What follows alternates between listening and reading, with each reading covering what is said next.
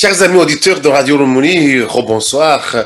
Comme je viens de le dire en vous annonçant les titres que nous allons aborder aujourd'hui, que ce soit en Kinyarwanda ou en français, je vous avais annoncé que nous serons avec un invité. Excusez-moi, je n'avais pas ouvert ma caméra. Donc, que nous serons avec un invité qui se trouve dans la région des Grands Lacs, précisément à l'est de la République démocratique du Congo. Et avec mon invité avec qui nous allons essayer vraiment d'aborder un thème qui est très préoccupant pour le moment, un thème qui est en rapport avec la situation sécuritaire à la République démocratique du Congo, surtout à l'est du Congo, où pour le moment nous connaissons, cette région connaît une guerre en réalité qui dure depuis presque 27 ans, mais qui pour le moment a connu une recrudescence pour le moment, qui depuis l'année 2021. Et nous allons essayer de parler de cette situation. Nous avons préféré inviter quelqu'un vraiment qui n'est pas lié qui n'est ni de près ni de loin, qui n'est pas en relation avec cette guerre, mais qui vit au jour le jour pour essayer vraiment de voir comment la population vit cette situation. Donc, je vais alors le faire entrer au studio pour que nous puissions parler de cette situation. Monsieur Paloukou, bonsoir, vous m'entendez? Je vous attends, messieurs les journalistes, et bonsoir à tous les auditeurs de la radio Mouri depuis la Belgique. Oui, je vous remercie. Donc, je m'appelle Célestin Sevahide, c'est moi qui vais conduire cet entretien, cette entrevue. Et j'aimerais d'abord vous demander de commencer par vous présenter aux auditeurs de Radio Lomoni puisqu'ils puissent savoir avec qui nous sommes en train de converser cette soirée. Merci. On m'appelle Patrick Eriki Paloukou. Je suis défenseur des droits humains, mais aussi le coordinateur du groupe de pression Véranda Mtsanga en province du Nord Kivu. C'est un groupe de pression très actif qui encadre la population pour la revendication des droits des Congolais à tous les niveaux. Donc, il n'y a pas de tabou lorsque les Congolais sont encadrés ou organisent des manifestations pour réclamer les droits liés à la souveraineté du Congo, aux droits liés aux droits humains et toute autre forme d'antivaleurs. Et donc, nous sommes un groupe de pression, un mouvement citoyen qui milite jour et nuit pour le respect de la dignité du Congo et des Congolais. Bon, je vous remercie. Et vous parliez de votre organisation. Est-ce que vous pouvez nous parler plus ou moins en détail de votre organisation et de la façon dont vous fonctionnez et éventuellement nous parler de différentes actions que vous auriez réalisées jusqu'aujourd'hui? Oui, comme je le disais, nous sommes un mouvement citoyen, nous sommes un groupe de pression. Un groupe de pression qui fonctionne sur base de la Constitution de la RDC qui reconnaît un mouvement de fait qui n'a pas besoin d'un statut quelconque ou une personnalité juridique ou civile. On n'a pas besoin d'un statut quelconque, mais le statut nous est reconnu par la Constitution de la RDC qui reconnaît les mouvements de fait. C'est notamment le cas de Filimi, notamment aussi le cas de Lucha, et donc tous ces mouvements-là, et nous faisons partie, la Véranda Mtsanga fait partie aussi de ces groupes de pression afin de mettre chaque fois pression sur les autorités, afin pour les rendre plus redevables et afin de voir qu'ils travaillent, c'est-à-dire les autorités, les dirigeants puissent travailler pour l'intérêt des Congolais et du Congo. Parce qu'il y a un défi au Congo, nous voyons à chaque fois, les autorités ne font pas des choses de leur gré pour l'intérêt des Congolais, mais plutôt ils font des choses par pression.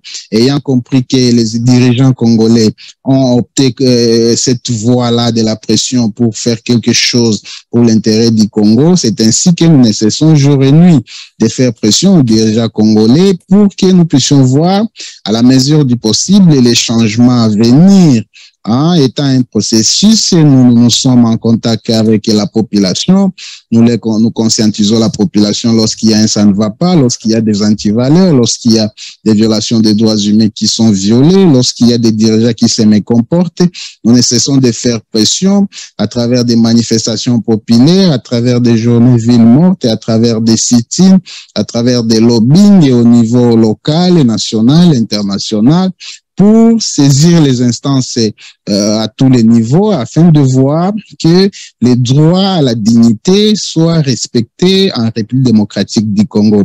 Voilà donc grosso modo ce que nous pouvons dire en rapport avec les activités que nous menons au quotidien comme Véranda Mutsanga, groupe de pression.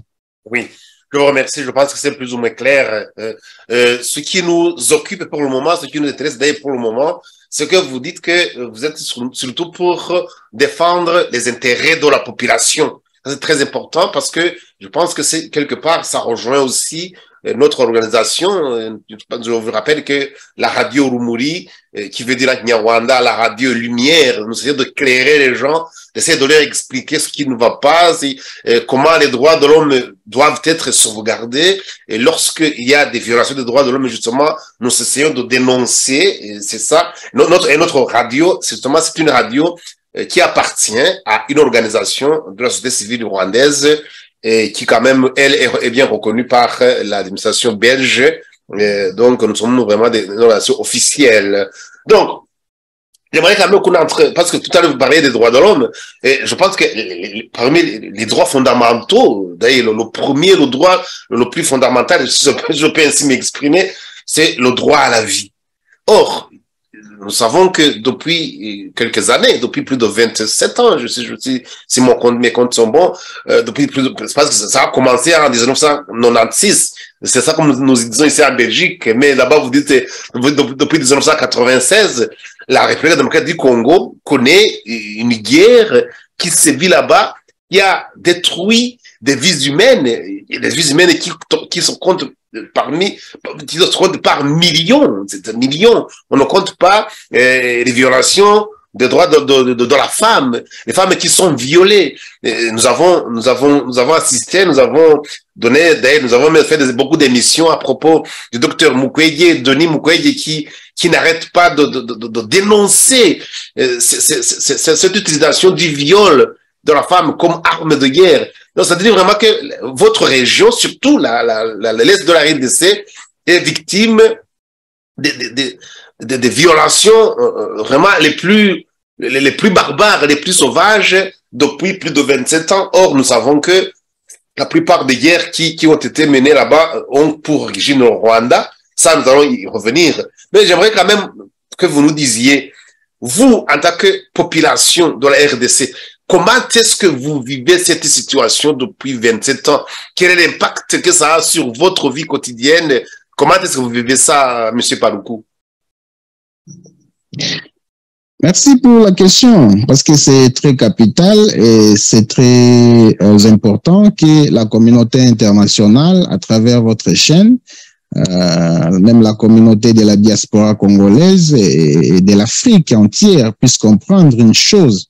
C'est-à-dire, comme nous l'avons toujours dénoncé, la République démocratique du Congo est victime de son esprit d'hospitalité.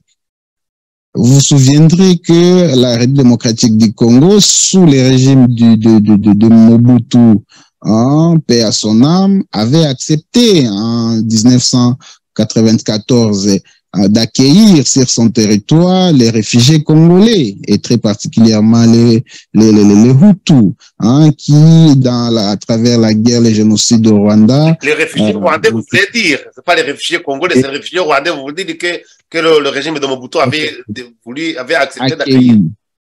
Effectivement, c'était les réfugiés rwandais et très particulièrement les Hutus. Et ils sont arrivés sur le territoire congolais étant même armés. Étant arrivés armés, et c'était avec la demande et l'imposition, si on peut dire comme ça, de la communauté internationale qui avait demandé que Mobutu accepte d'accueillir les réfugiés rwandais sur son territoire sans être désarmés. Et c'est tous les calvaires qui traversaient l'Est est parti de là.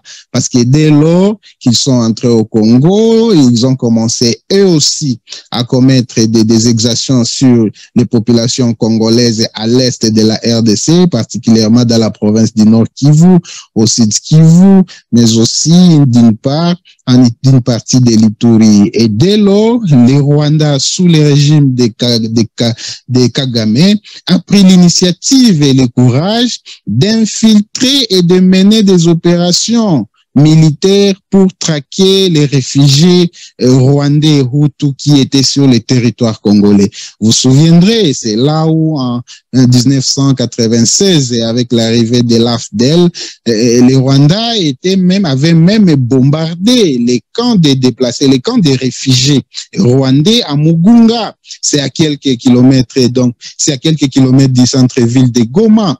Ils avaient même largué des bombes.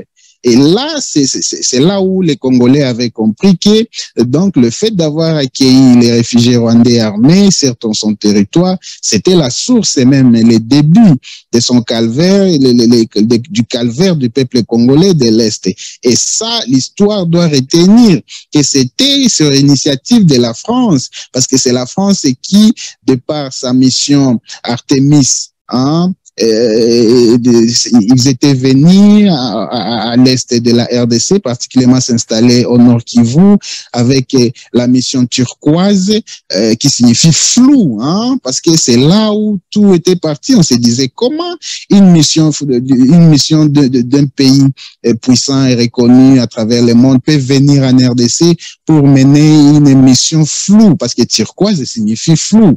Et c'est la France qui avait notamment sollicité que les réfugiés hutus, les militaires de la tendance hutu puissent quitter les territoires rwandais et laisser leur territoire pour limiter les dégâts du génocide qui avait déjà fait autant de centaines de milliers de Rwandais sur le territoire congolais. Et ça, c'est la France, c'est-à-dire nous sommes en train de condamner aujourd'hui la France avec la bénédiction des Nations Unies, l'ONU qui avait voté la résolution autorisant la France de venir mener cette opération, de venir encadrer pour nous amener les militaires qui quittent leur pays sans pourtant être désarmés, ce qui est inacceptable. Peut-être qu'il y a certains, c'est vrai qu'il y a d'un côté, il y a ce que vous dites qui est vrai, parce que parmi la population, parmi presque les 1 million de gens qui ont fui vers le Congo, le Zaïre d'alors, il y avait effectivement des militaires, ça on ne va pas le dire. Il y avait même des miliciens néanmoins, ça c'est vrai, qui avaient commis le génocide au Rwanda, ou parmi lesquels ils avaient commis le génocide des Tutsis au Rwanda. Mais il ne faut pas oublier que la majorité des gens qui ont fui cette guerre, c'était des simples civils, des femmes et des hommes qui ont fui parce que qui étaient, ne pas l'oublier que maintenant qu'avec l'avancée du FPR, il massacrait tout le monde. Je faisais une émission il n'y a même pas 2 jours ici en montrant, en présentant le livre d'un des militaires du FPR qui explique la façon dont ils exterminaient les populations civiles partout où ils passaient. C'est pour cette raison que le Rwanda s'est pratiquement vidé de sa population lorsque le FPR a pris le pouvoir à Kigali. Donc, mais je pense que c'est pas ça tellement le but du sujet pour le moment. Nous aimerions vraiment aborder surtout le sujet du calvaire que vit maintenant la population à l'est du Congo, surtout pour le moment, au moment où nous parlons, surtout au mouvement du M23, qu'on appelle M23, mais que la plupart des organisations internationales, et même le gouvernement congolais, a qualifié de parapluie carrément que c'est le Rwanda qui a agressé le Congo sous couvert du M23.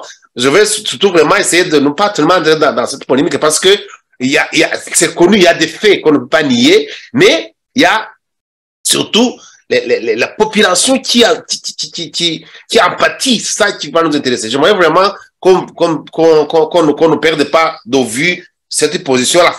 La raison pour laquelle on s'est trouvé avec plus d'1 million de Rwandais à l'est du Congo, parce que vous avez tout à l'heure, vous avez parlé du nord du Congo, mais il y avait aussi d'autres qui étaient au sud, dans différents camps de réfugiés rwandais, au sud, autour de Bukavu. Il n'y a pas eu que tellement que Mugunga. Et puis, surtout, je voudrais vraiment souligner qu'il n'y avait pas que des militaires.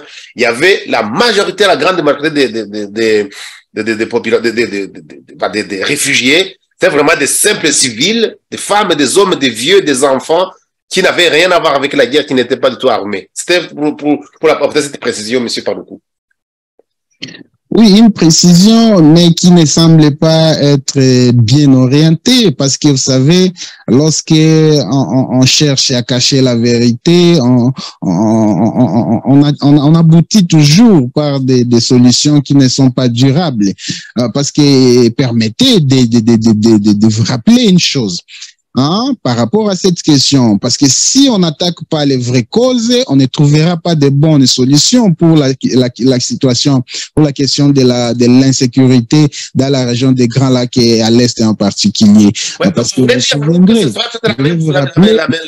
problème, parce que si on parle du problème du M23, oui, on dit que c'est le M23 qui est là, mais en réalité, est-ce que vous serez d'accord avec ceux qui disent que c'est en réalité l'armée rwandaise, RDF, qui est derrière toutes ces opérations, et avec d'ailleurs l'Ouganda, d'ailleurs, on ne le dit pas assez d'ailleurs. Vous savez, l'histoire doit nous apprendre et doit nous rappeler à la raison pour que chacun puisse assumer ses responsabilités afin de trouver des solutions appropriées pour des questions très capitales qui ont fait notamment plus de 10 millions de Congolais tués à travers cette insécurité à l'est de la RDC.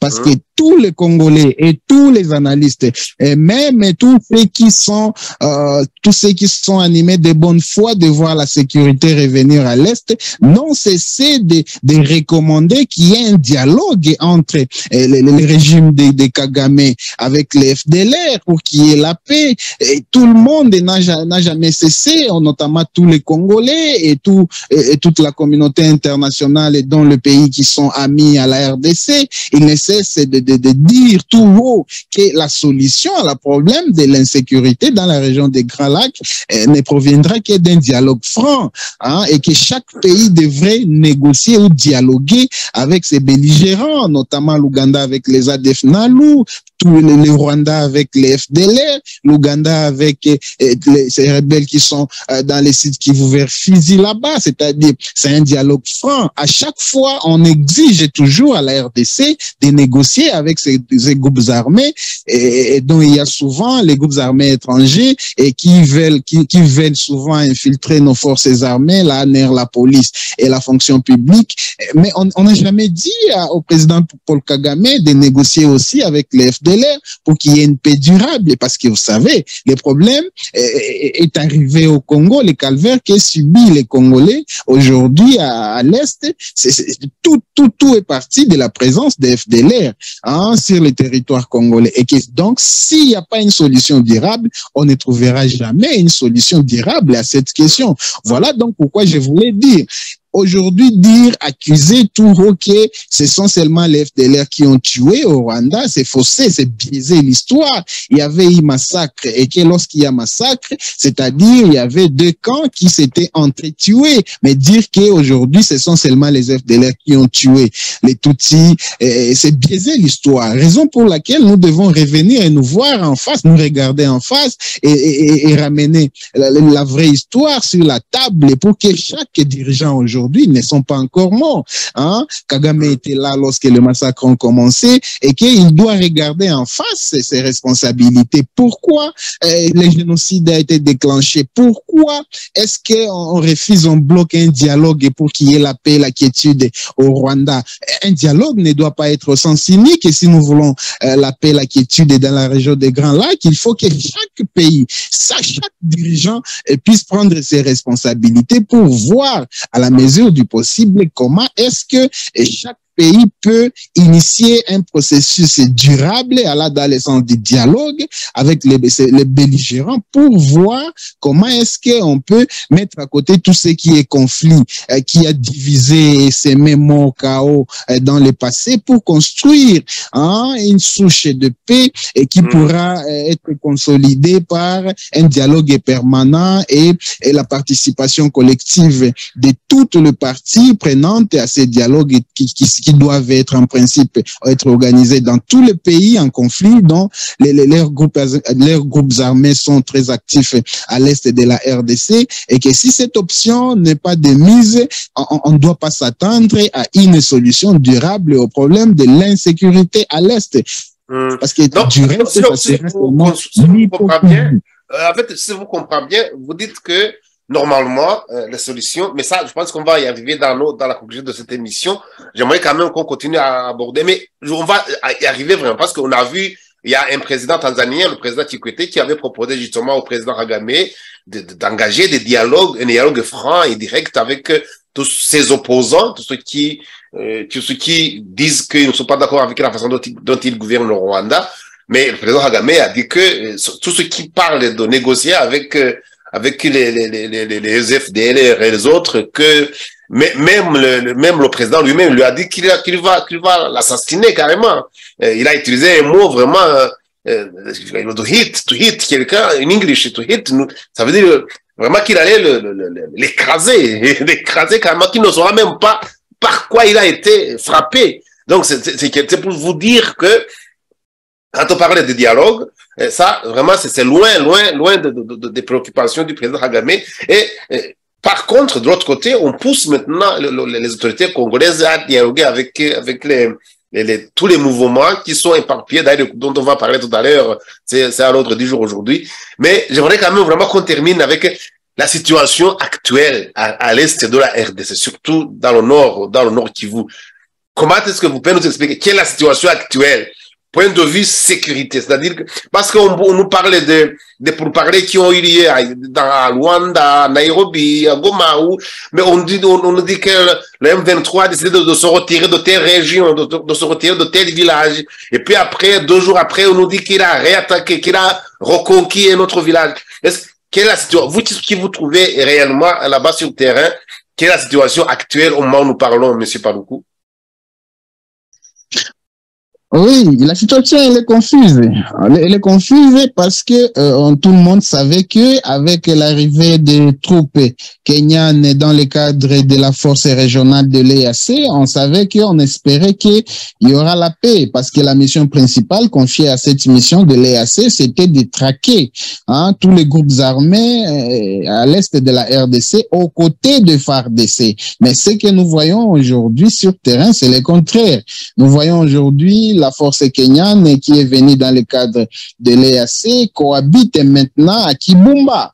Et là, il cohabite avec les terroristes du M23 et tous les Congolais sont en train de se demander en quoi est-ce que cette mission elle est utile encore pour rester sur le territoire congolais, d'autant plus qu'elle a dévié sa mission. Parce que la mission principale, c'était de combattre aux côtés des FARDC, tous les groupes armés. Mais aujourd'hui, je vous informe, cette force, depuis qu'elle est sur les sols congolais, elle n'a jamais tiré même un seul coup de tir de balle sur l'ennemi. Mais ce que nous voyons sur terrain, ils commencent à cohabiter, soi-disant, bon, c'est une zone tampon, nous on est ici, on va rester ici avec les rebelles du M23. Et ça, c'est inconcevable, parce que ce n'est pas ce qu'on attendait. Mais dans l'entretemps, on nous dit que, bon, l'EAC nous dit, voilà, le M23 vient de manifester la volonté de quitter même Kibumba, alors qu'ils n'ont jamais quitté Kibumba. Le M23 est toujours là. Et ils ont annoncé qu'ils vont quitter même Rumangabo pour ce vendredi. Chers amis auditeurs, nous vous prions de nous excuser encore pour cette coupure. Vous savez que c'est pas très facile d'avoir des liaison qui n'est pas perturbée. Mais pour le moment, je pense que M. Paluku est revenu à nos studios. M. Paluku, vous nous entendez? Oui, je vous écoute très bien. Voilà, merci bien. Moi aussi, je vous entends très bien. Et donc, j'aimerais qu'on continue là où on en était parce que, justement, on parlait je vous avais demandé, je vous avais parler d'un président tanzanien, monsieur Chikwete, qui avait suggéré au président Kagame de négocier avec tous les opposants, mais il lui avait dit qu'il allait, s'il continuait à le conseiller de négocier avec ses opposants, qu'il n'allait même pas savoir ce qu'il avait, on va dire frappé tout simplement. Il avait menacé de l'assassiner tout simplement. Il faut dire les mots. Donc, je vous parlais justement vous aviez commencé à nous parler de la situation actuelle, la situation au niveau de la sécurité, au niveau parce qu'on nous raconte on nous dit on donne des informations qui sont pour le moins contradictoires. Mais je voudrais vraiment que vous nous disiez, vous qui êtes sur le terrain, quelle est la situation actuelle?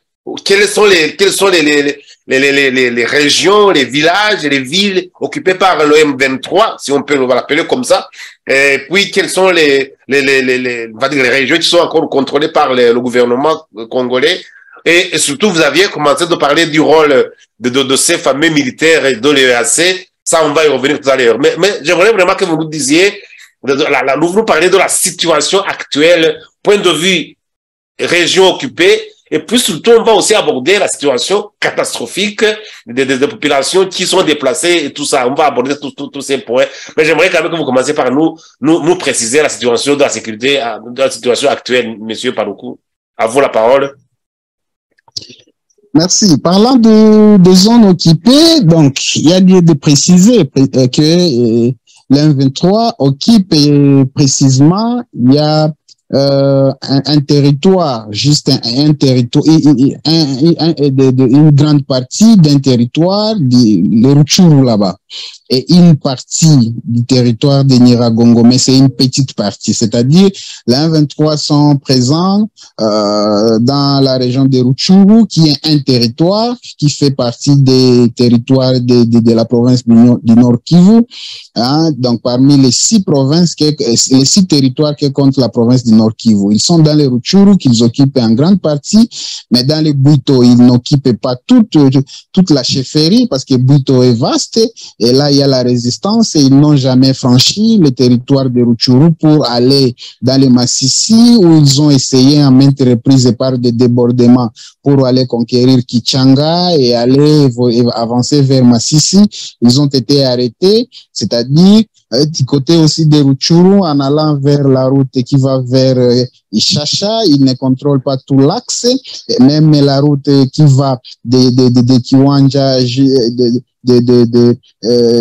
la route qui mène vers Nyamilima, ils ne sont pas là, c'est-à-dire ils occupent une grande partie, mais pas tout Rutshuru, parce que vous savez, depuis qu'il y a eu la mobilisation nationale, la mobilisation générale de la population, il y a eu des groupes d'autodéfense qui se sont formés pour effectivement résister face à cette énième agression du régime de Kigali sur le territoire congolais par les truchements de la casquette du M23, mais tout le monde sait que c'est les Rwandais qui opèrent parce que ce sont les militaires rwandais qui viennent même en renfort tous les jours. Hier même et avant-hier, ils sont entrés en grand nombre et ils ont attaqué aujourd'hui où nous sommes en train de discuter. Il y a eu des combats toute la journée jusqu'à ce soir et il y a des combats vers Kisharo et Kisharo c'est tout près de Nyamilima où les M23 ont tenté de prendre ces entités pour les contrôler parce qu'ils n'ont pas le contrôle de toutes ces entités dans le territoire de Rutshuru et ils font tout et ça inquiète et ça inquiète pourquoi dans leur communiqué quand ils communiquent à la communauté internationale et aux médias ils disent une chose, ils disent non, nous allons quitter Kibumba. Et quand ils ont dit ils quittent Kibumba, il y avait un scénario pas bien. Imaginez-vous l'EAC qui avait été mobilisé pour aller à Kibumba, soi-disant les M23 abandonnent Kibumba pour céder cette partie à l'EAC pour la zone Tampo. L'EAC, dont les forces kenyanes font partie, s'était mobilisé pour ramener les déplacés qui sont à Kanyaruchinya dans le Nyiragongo vers Kibumba. Et vous savez, l'incident c'était quoi? Les M23 avaient tiré sur les civils, sur les déplacés. Il y avait beaucoup beaucoup de blessés quand ils tentaient de regagner à Kibumba, où une petite partie est occupée par la force régionale de l'EAC. Et c'était un incident humiliant, hein, parce qu'on voyait même la population qu'on sensibilise pour retourner dans une zone abandonnée ou laissée par l'M23 sous le contrôle de l'EAC, mais la population civile qui rentre chez elle, elle a été tirée.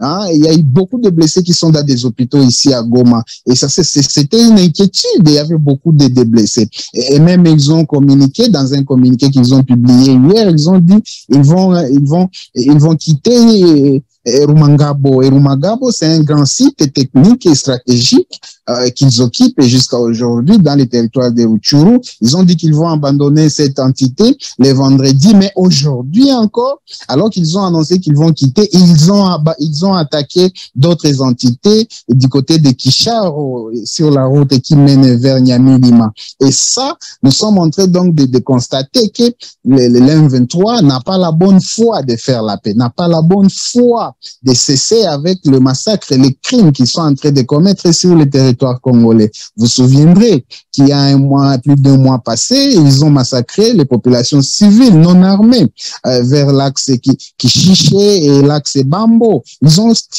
tué innocemment les populations civiles là-bas. Et aujourd'hui, nous avons attendu seulement la communauté internationale et les Nations Unies dénoncer, condamner, mais sans qu'il y ait des sanctions, sans qu'il y ait du concret pour faire pression à cette rébellion du 23 qui ne cesse de massacrer du jour au nuit les Congolais dans les territoires qu'ils occupent. Et ils sont en train même de recruter par force les Congolais et ils les enrôlent dans l'armée. Ils font des formations accélérées dans les forêts vers Bunagana, autour de Bunagana. Et tout ça, ce sont des violations graves des droits de l'homme que nous ne cessons de dénoncer. Mais la communauté internationale et dont les Nations Unies font semblant comme si rien n'était.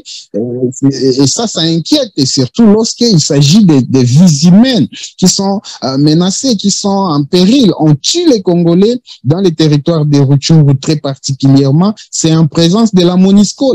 La MONUSCO, elle est là présente. Lorsqu'elle a été contrainte de quitter l'Est de la RDC dans la campagne Bye Bye MONUSCO, où les Congolais ont manifesté clairement, ont attaqué les bases de la MONUSCO pour leur dire quittez chez nous parce que vous avez été complices dans notre malheur.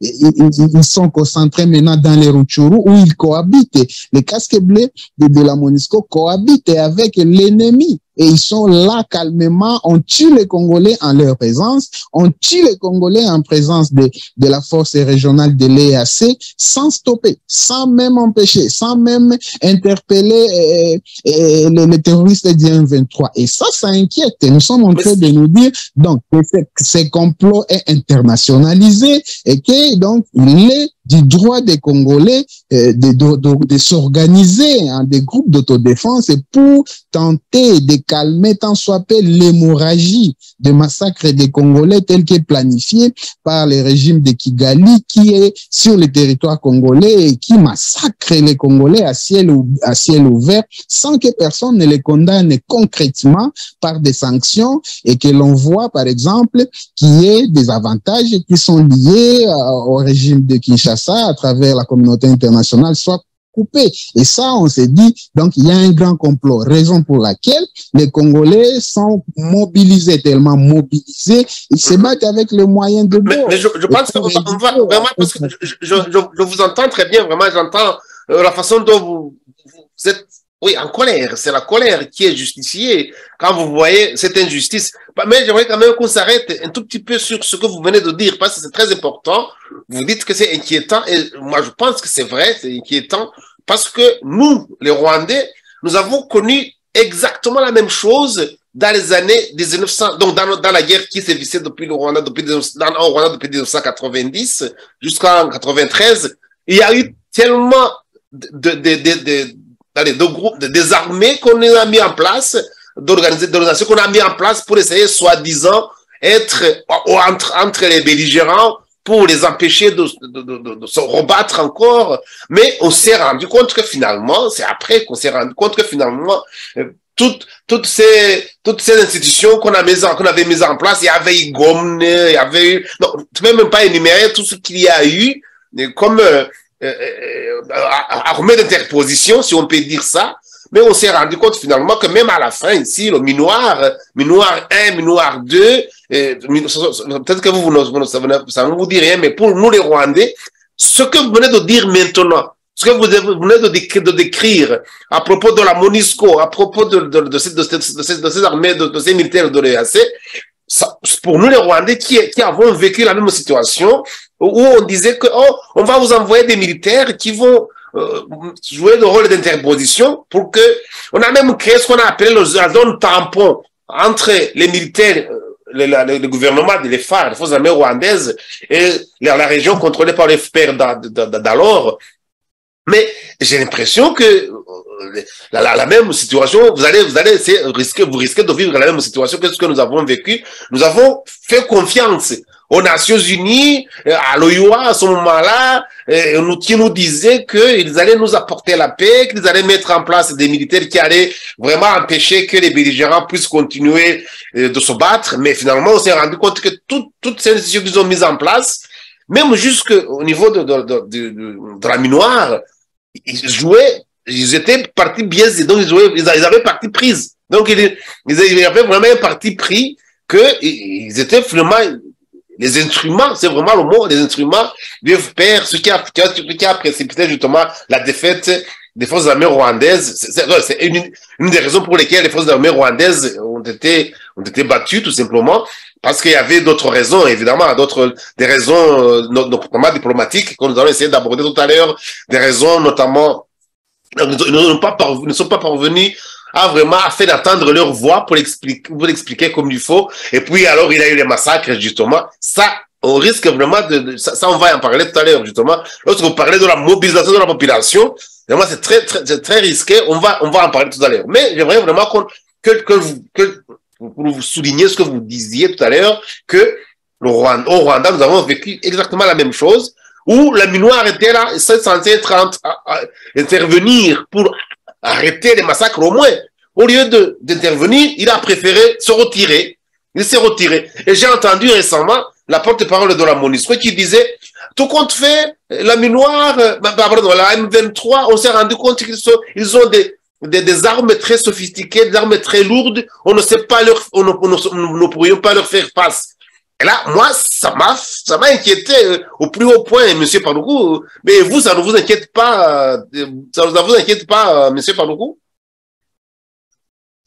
Non, je vais vous préciser. D'ailleurs, c'est cette campagne-là des Nations Unies, à travers la MONUSCO, en déclaration du gouvernement congolais ne peut pas faire face à la petite rébellion du M23. Et cette déclaration, c'est ce qui nous a motivés d'organiser la campagne Bye Bye MONUSCO. Aujourd'hui, la campagne se poursuit. C'était à cause de ça. On se disait comment une mission,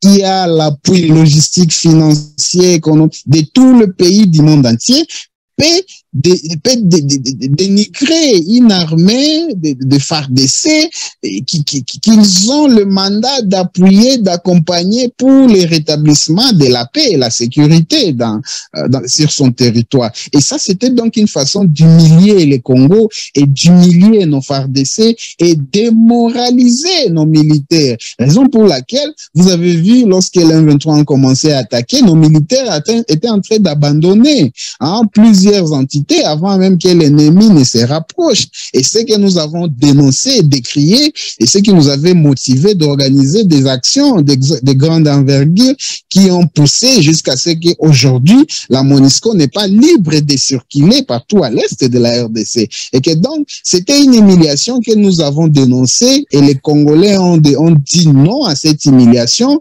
et on a espéré que lorsqu'il y a combat maintenant, on s'attendait que la MONUSCO ne soit pas du côté de l'ennemi comme ils sont en parfaite cohabitation, comme c'est le cas aujourd'hui dans les territoires de Nyiragongo et dans les Rutshuru.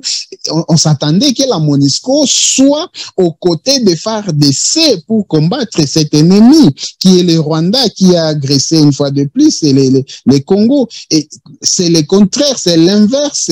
Alors l'hypocrisie, c'est quoi? D'une part, ils sont en train de coopérer avec le terroriste D23 dans les Rutshuru. De l'autre part, ils disent non, bon, FARDC, battez-vous. Nous n'allons pas nous battre, mais nous allons apporter notre appui logistique. Et lorsqu'il y a des blessés, nous allons évacuer les blessés, mais aussi nous serons en train de faire le monitoring sur les violations des droits de l'homme. Et nous, les Congolais, on ne cesse de se demander en quoi est-ce que cette mission nous est utile. Raison pour laquelle nous avons estimé, tout le peuple congolais a estimé qu'il faut que cette mission parte. C'est une mission d'hypocrite. C'est une mission qui a comme mandat de participer au plan de la balkanisation, parce que vous vous souviendrez, à maintes reprises, la MONUSCO, ces casques bleus, avaient été attrapés par détenus qu'ils trafiquaient dans les zones occupées par les groupes armés. Et ça, tout le monde, c'était à la portée de toute la communauté. Et les Congolais à Beni, à Ituri,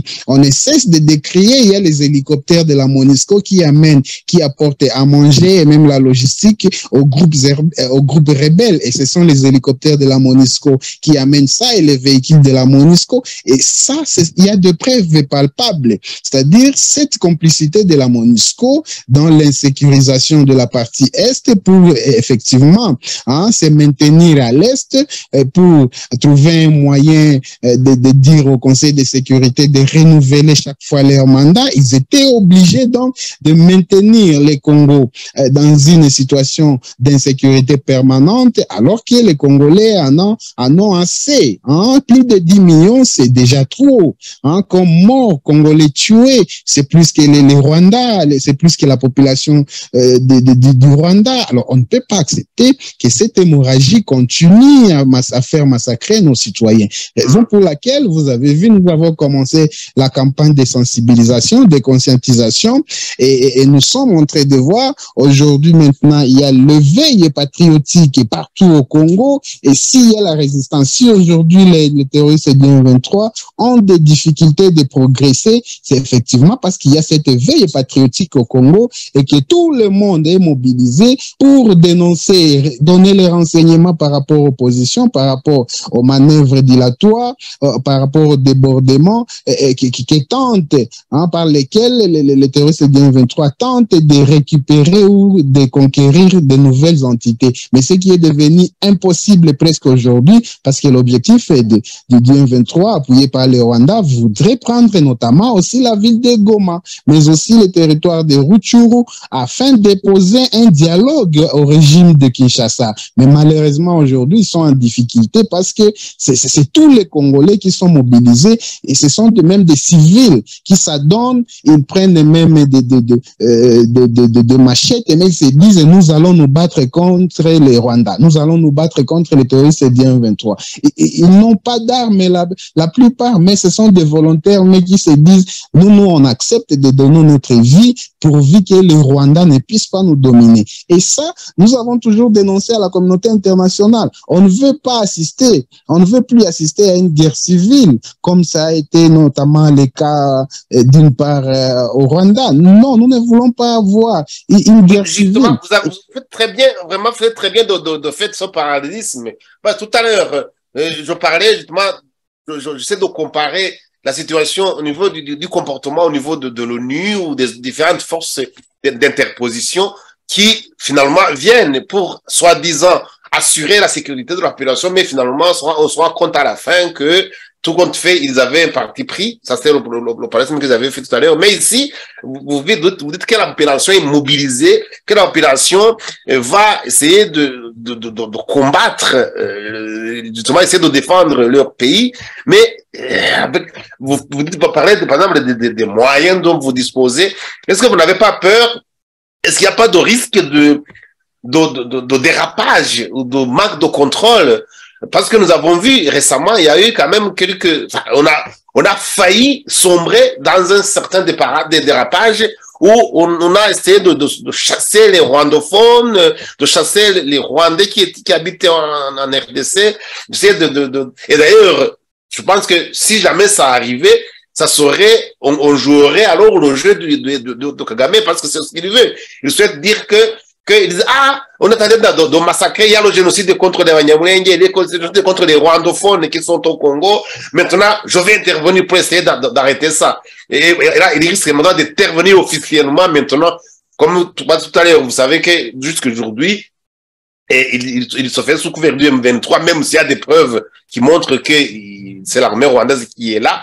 Mais là, il le ferait vraiment de façon officielle en disant que il va essayer de défendre les rwandophones qui sont là-bas, qui sont en train de massacrer. Est-ce que vous n'avez pas peur qu'il y ait ce dérapage ou alors dans une colère qui serait justifiée et qu'on pourrait d'ailleurs continuer à entretenir parce que lorsqu'on était de vous attaque, on vous attaque une année, 2 ans, 10 ans, 20 ans, 27 ans, des morts, des femmes violées, des trucs.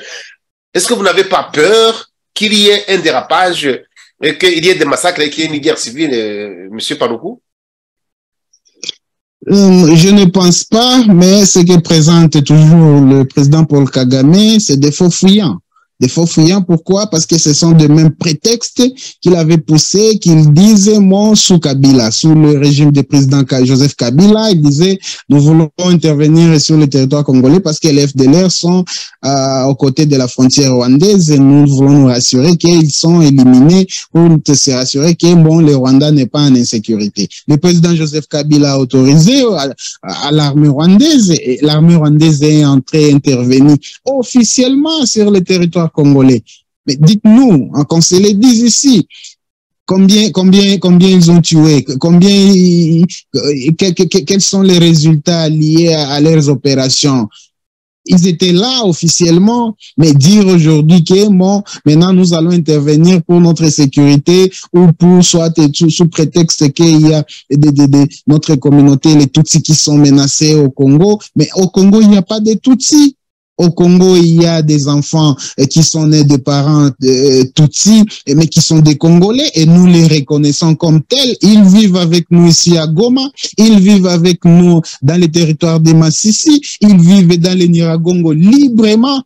Et personne ne les inquiète et personne ne les a jamais inquiétés. Et aujourd'hui, ils sont parmi la population qui se mobilise contre les M23 soutenus par les Rwandais. Et que donc ces faux fuyants ne doivent pas servir de béquille pour Paul Kagame pour trouver un prétexte ou un motif d'agresser le Congo. Et qu'aujourd'hui, s'ils disent que le Rwanda va intervenir officiellement, méfiez-vous. Les peuples congolais à Goma, au Nord Kivu, au Sud Kivu, partout, est mobilisé et nous sommes prêts aussi à faire un assaut sur le Rwanda.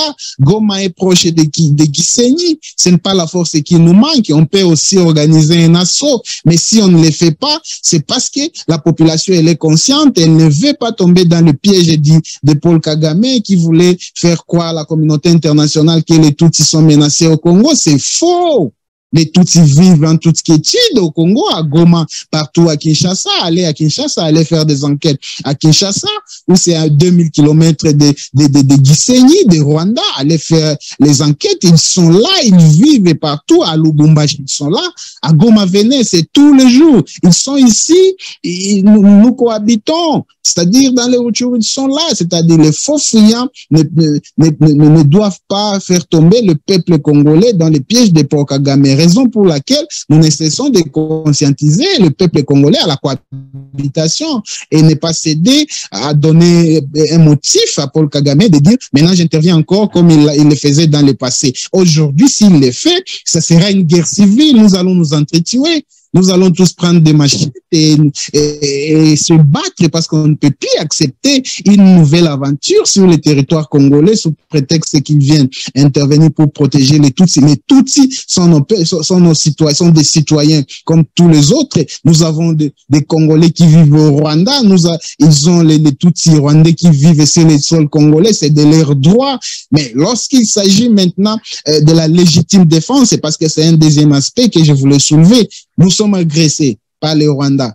et qu'est-ce qu'il faut faire? Comme peuple congolais, on ne doit pas se fier à la défense nationale et à travers les FARDC. Si nous observons il y a des défaillances dans le fonctionnement des FARDC, le peuple congolais a le droit de la légitime défense. C'est ce que font les Congolais aujourd'hui, même ceux qui ne sont pas militaires, mais sont des patriotes. Ils se sentent, je suis prêt à accepter de mourir pour protéger notre territoire. Les Congolais sont mobilisés et ils font face.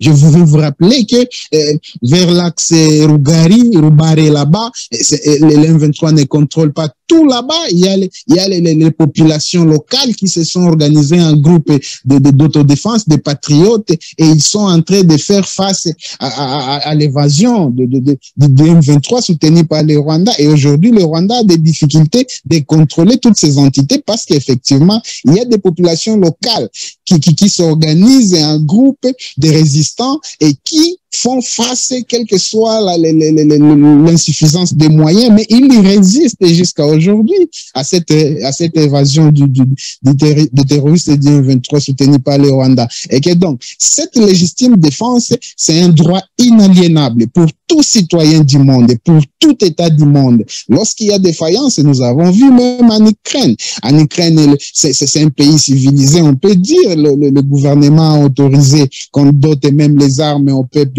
ukrainien pour défendre les territoires ukrainiens. Aujourd'hui, ils se battent et nous voyons, ils résistent. Même s'ils résistent, ce n'est pas une bonne forme de faire la guerre. Nous, le peuple congolais, on a toujours été pacifique et les gens ont voulu profiter toujours de notre patience, de notre hospitalité pour maintenant nous maintenir dans une insécurité permanente et nous massacrer, comme quoi ils pensaient que notre douceur, c'est un signe de faiblesse, ce qui n'est pas le cas. Et aujourd'hui, le Rwanda comprend que ce n'était pas une faiblesse du peuple congolais, parce que même là où le FARDC, nos militaires sont en train d'échouer, nous sommes en train de les seconder, nous sommes en train de les aider. Et aujourd'hui, l'ennemi a des difficultés d'avancer. Et que donc, la légitime défense, c'est un droit réservé à toute nation agressée, comme c'est le cas aujourd'hui avec le Rwanda qui tente de nous agresser à travers les territoires de Nyiragongo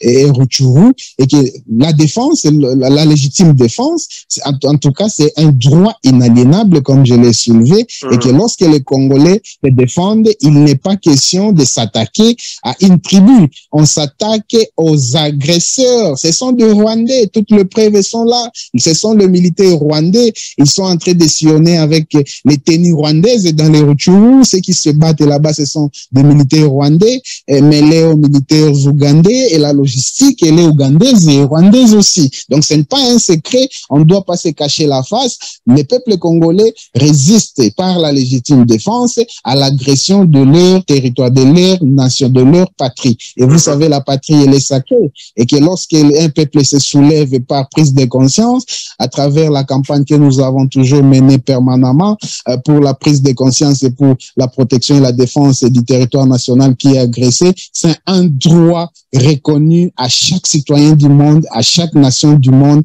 et que lorsque les Congolais font aussi la légitime défense, ça n'a rien à faire avec le tribalisme ou la guerre civile. Et pas du tout. Ce que nous faisons, c'est de notre droit, et Dieu lui-même agrée et il voit que nous sommes des vaillants, et c'est pourquoi l'ennemi a des difficultés d'avancer. Voilà, je vois que ça c'est clair de son point de vue. Est-ce que j'aurais une petite dernière question à propos de la situation justement en RDC, surtout à l'est du Congo. Pour le moment, la population, est-ce que vous savez nous dire à plus ou moins combien de gens, de populations déplacées par cette guerre? Est-ce que les populations qui vivent dans les zones contrôlées par le M23, est-ce que il y en a beaucoup, alors toute la population s'est vidée pour se déplacer, pour fuir cette région qui est contrôlée par le M23? Ou alors il y a d'autres populations qui ont préféré quand même retourner dans la région contrôlée par le M23. Est-ce que vous savez nous dire vraiment quels sont l'effectif des gens qui sont déplacés, qui sont impactés par cette guerre, Monsieur Paluku? Oui, à cette question, il faut préciser, il n'y a pas de populations qui sont retournées dans les zones contrôlées par le M23, malgré la campagne de sensibilisation qu'ils ont menée à travers des messages, des vidéos qu'ils ont lancées à la population pour leur dire, venez chez vous, rentrez, il n'y a pas de problème. La population ne regagne pas, hein? Oui. C'est-à-dire, c'est déjà un signe d'échec parce que lorsque vous menez une guerre sans qu'il y ait l'accompagnement de la population ou la population n'adhère pas à votre philosophie, c'est un signe d'échec. Aujourd'hui, le peuple congolais a compris que ce sont les Rwandais, le régime de Kigali qui nous envahit, qui vient nous tuer effectivement pour des intérêts de prédateurs du Congo, dont le Rwanda, l'Ouganda, pour les intérêts de la communauté internationale et notamment les Nations Unies. On va y arriver, c'est vraiment le thème suivant, les enjeux. Mais au point de vue des populations déplacées ou alors tuées ou blessées, est-ce que vous avez, je sais pas moi, un effectif, le nombre, les chiffres, comment est-ce qu'ils sont pris en charge? Est-ce qu'ils reçoivent des aides? La situation vraiment purement sanitaire et sécuritaire des populations déplacées par cette guerre, M. Paluku. Oui, selon les estimations, les dernières estimations du mois de décembre de l'année 2022, l'OCHA a révélé, parce que vous savez, l'OCHA, c'est l'organisation internationale qui coordonne les actions humanitaires à travers le monde, et elle a soulevé les chiffres de plus de 200 000. Hein? 200 000 déplacés, 200 000 civils déplacés quoi, par la guerre, oui. 200 000 déplacés de guerre qui ont quitté Rutshuru, occupé par le M23, soutenu par le Rwanda et Nyiragongo. Ils sont basés à Kanyaruchinya. C'est à la porte d'entrée de Goma, mais aussi d'autres sont à Kibati et d'autres sont vers Don Bosco, où ils ont construit des maisonnettes de fortune, c'est-à-dire ce sont de bâches et qu'ils ramassent et certains hommes ou certaines personnes de bonne foi et leur donner des espaces pour reconstruire des maisons de fortune, des maisonnettes de fortune, hein, pour juste y rester provisoirement. Et là, ils sont dans des conditions pas bonnes parce qu'on ne peut pas dire que quelqu'un qui était dans sa maison, il vivait bonnement et il avait ses activités socio-économiques par lesquelles il gagnait sa vie et qu'on ne peut pas dire qu'il est à l'aise en vivant dans un camp de déplacés. Aujourd'hui, on peut signaler aussi qu'il y a maintenant, parce qu'il y a pas une bonne prise en charge de la situation socio-alimentaire, même sanitaire. C'est pourquoi il y a plusieurs maintenant. Il y a le gouverneur de la province du Nord Kivu, le général Constant Dima, qui a déclaré l'épidémie de choléra dans les territoires de Nyiragongo, où il y a plusieurs sites de réfugiés, parce que tous ces 200 000, les plus de 200 000 réfugiés là sont effectivement ceux qui sont basés dans les territoires de Rutshuru et dans les territoires de Nyiragongo et Goma. Mais aussi il y a d'autres déplacés qui sont vers Kanyabayonga, là-bas c'est dans les territoires de Lubero, ils ne sont pas pris en charge, ils sont abandonnés à leur triste sort et ça inquiète, d'autant plus que nous savons que bon, le gouvernement congolais n'a jamais pris la question humanitaire ou la question de prise en charge des déplacés au sérieux, et ce qui fait que on voit aujourd'hui le déplacé semble être abandonné à leur triste sort, mais on ne cesse d'encourager les humains.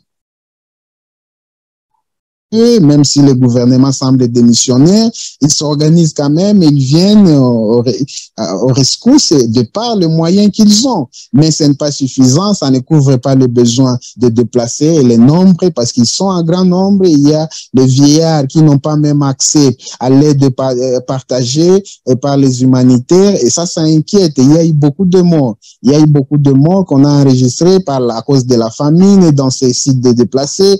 Il y a donc eu des calvaires Cap-Vert, il y a beaucoup de viols. Beaucoup de viols, il y a même certains groupes armés et certaines sources et parlent des terroristes du M23 qui viennent même attaquer la nuit dans les camps proches de leur position pour tuer et regagner encore leur position. Donc, ce sont des populations qui nécessitent une attention particulière et ça demande la mobilisation de la communauté internationale parce que ce que nous voyons aujourd'hui, les conditions dans lesquelles sont abandonnées nos populations déplacées, ça laisse à désirer parce qu'on se demande si c'était dans un autre pays, on allait voir, c'est toute la communauté internationale qui allait se mobiliser pour apporter les soutiens, pour soulager et tant soit peu les calvaires que traversent les déplacés congolais ici à Goma et dans les territoires de Nyiragongo et Lubero. Mais nous comprenons, nous savons que nous sommes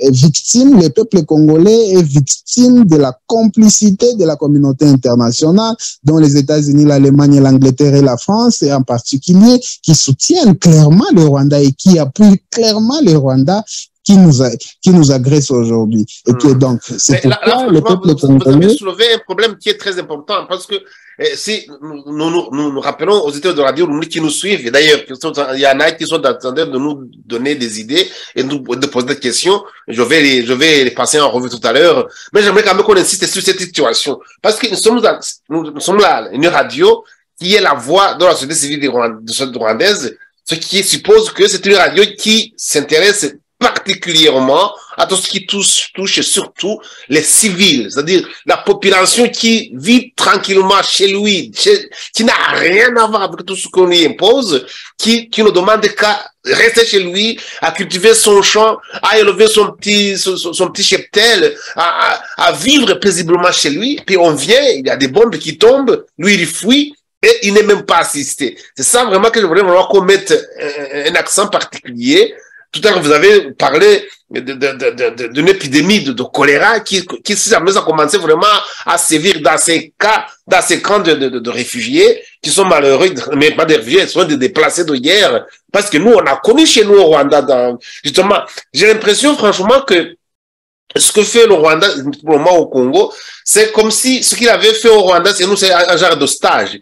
Il est en train vraiment d'appliquer exactement le même plan, c'est le même chez vous. Il déplace les gens, ils souffrent dans les camps, le camp de fortune. Et quand ils meurent là-bas de différentes épidémies, de la famine. Et là, vous ajoutez maintenant qu'il y a même des gens qui viennent violer les femmes. Et justement, je reviens à ce que n'arrête pas de dénoncer le docteur Mukwege, vraiment de tous ces viols qu'ils ont utilisés comme armes de guerre. Là, franchement, vous soulevez des points qui sont très, très graves.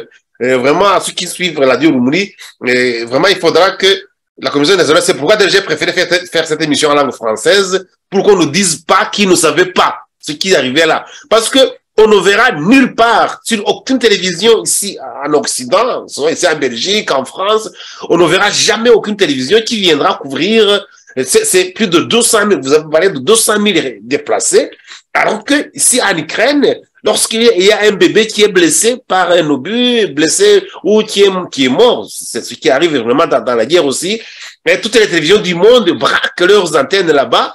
Et alors que là-bas, il y a des centaines de milliers qui croupissent dans la misère et qui sont laissés pour compte, quoi.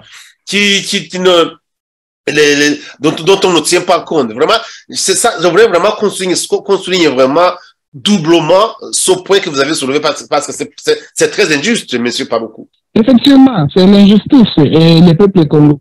J'ai l'impression que nous avons un petit problème de liaison encore. Je vais essayer de le rappeler. Dans un monde. Oui, on a été coupé un tout petit peu.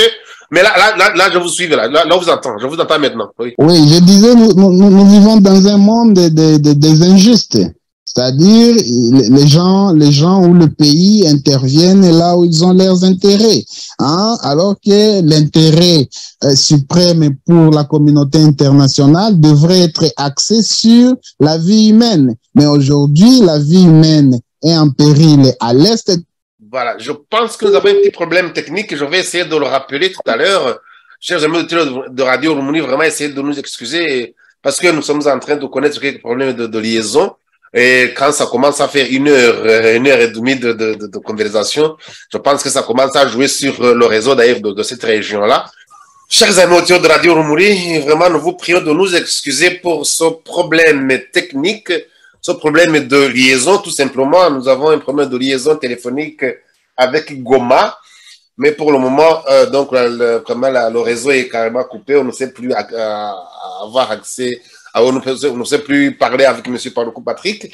Mais je vous promets que cette émission ne va pas, nous n'allons pas l'arrêter ici. Nous allons essayer de continuer de la terminer et lorsque les conditions de réseau seront beaucoup plus favorables qu'aujourd'hui. Néanmoins, j'aimerais quand même vous remercier pour vous qui nous avez suivis parce que vous avez donné beaucoup d'idées que je vais d'ailleurs passer en revue. Il y a par exemple celui qui s'appelle Pan-African, qui dit que tant que les autorités congolaises ne comprennent pas que le patron du M23, c'est les USA et que Kagame n'est qu'un exécutant pour s'accaparer des minerais de l'Est de la situation de l'Est de la RDC, la situation ne fera que s'empirer. Et il continue en disant que la seule issue pour que la RDC sorte de son malheur du M23, c'est que les autorités prennent conscience du danger qui menace leur pays et prennent courage d'avoir des partenaires stratégiques, avoir un partenaire stratégique comme la Russie, par exemple. L'autre qui, voilà, il y a d'autres, il y a un autre éditeur qui souhaite nous joindre, ou alors qui souhaite avoir une adresse mail où il pourrait nous joindre. Oui, je peux vous donner mon email, vraiment c'est pas difficile, monsieur Joanne. Donc, j'aimerais quand même proposer que le sujet d'aujourd'hui n'est pas du tout terminé, parce que j'avais beaucoup d'autres points que je voulais aborder. Donc, nous allons essayer d'arrêter ici. Nous allons donc essayer de suspendre, je veux dire, on n'arrête pas, on va suspendre, parce que nous devrions aborder d'autres sujets. Là, nous allons commencer à aborder l'enjeu de cette guerre, par exemple. Est-ce qu'aux yeux de la population de Goma, quels sont selon eux, les enjeux de cette guerre? On voulait vraiment l'aborder. Donc, on va arrêter ici parce que justement, je vous disais que on devrait aborder d'autres sujets, notamment les enjeux de cette guerre. On voudrait aborder les enjeux stratégiques, politiques et administratifs, surtout les enjeux, comment est-ce que les autorités de la RDC abordent ce problème, comment est-ce qu'ils se prennent devant cette situation, et comment est-ce qu'ils font, ils procèdent comment, est-ce qu'ils vont s'en sortir, au point de vue, quels sont vraiment ceux qui sont derrière cette guerre. Justement, c'est de cela que parlait monsieur le Pan-African qui nous disait tout à l'heure que la RDC doit comprendre que derrière le Rwanda, il y a d'autres puissances. Essayer de trouver d'autres stratégies à mettre en place pour pouvoir faire face à cette situation. Et je pense qu'on va revenir sur ce thème dans nos émissions ultérieures. À ce moment-là, on aura vraiment des conditions beaucoup plus favorables et on va bien nous y préparer en conséquence. Donc, je vous remercie alors. Donc, je vais essayer de suspendre par ici ce thème d'aujourd'hui et nous allons terminer alors nos émissions d'aujourd'hui en retournant à Kinyarwanda pour essayer de voir maintenant est-ce que nous allons poser la question de savoir si tous ces massacres, tout ce sang qui a été versé pendant cette guerre, est-ce que ça valait la peine? Est-ce que ça en vaut la peine? Nous allons essayer d'en parler en langue nationale, le Kinyarwanda.